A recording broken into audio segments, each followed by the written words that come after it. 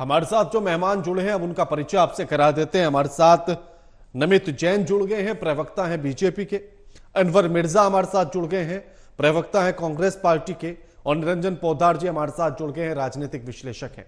आप तीनों का स्वागत है एमवी नेटवर्क पर। निरंजन जी, विकास से शुरू हुआ था लोकसभा चुनाव कि हम विकास के मुद्दे पर जनता के बीच जाएंगे, लेकिन आकर फिर हिंदू मुसलमान पर अटक गया है।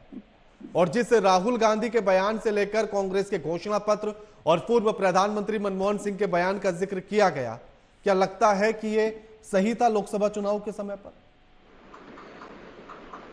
देखिए जी, इसके अंदर सही या गलत की बात अलग मैटर है। बस सही तो बिल्कुल भी नहीं है और बहुत सारी चीजें ऐसी हैं जिनको हम सही नहीं मान सकते।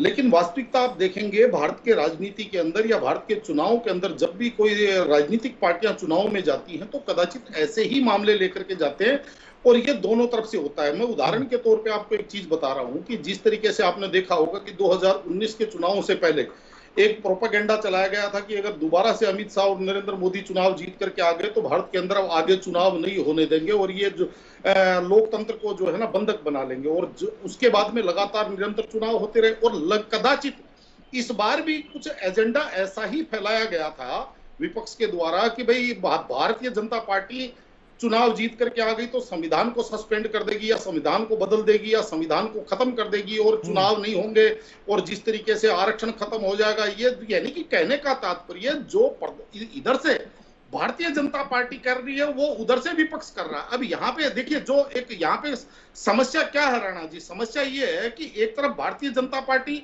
वो हिंदू मुसलमान कर रही है, यानी कि समाज को दो भागों में बांट रही है।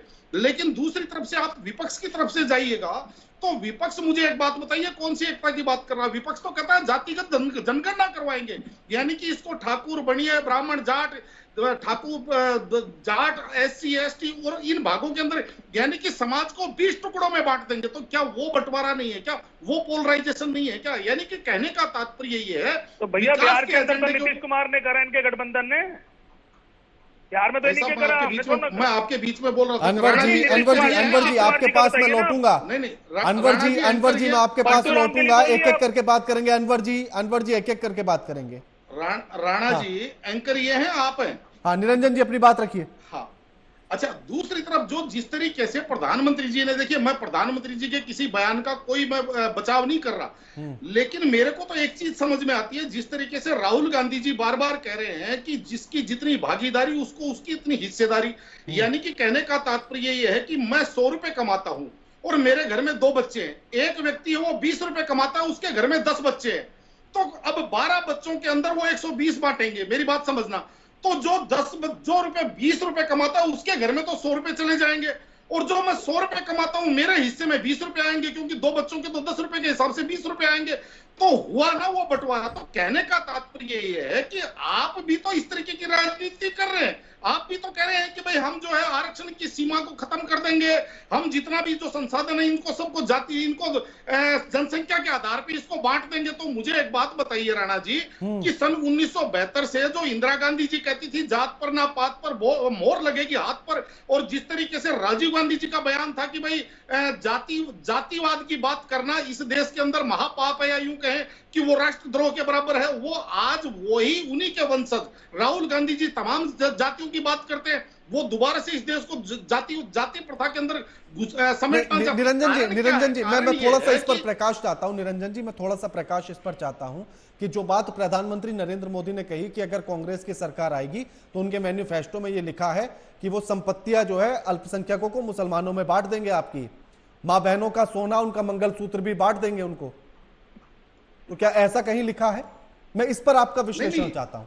नहीं, देखिए निश्चित रूप से मैं वही आपको कह रहा हूं कि घोषणा पत्र के अंदर क्या लिखा है, ये तो भारतीय जनता पार्टी ने भी अपने घोषणा पत्र में नहीं लिखा कि भाई भाजपा सरकार में आएगी तो यहाँ चुनाव खत्म करवा देगी, संविधान को सस्पेंड कर देगी। भारतीय जनता पार्टी ने भी अपने घोषणा पत्र में नहीं लिखा।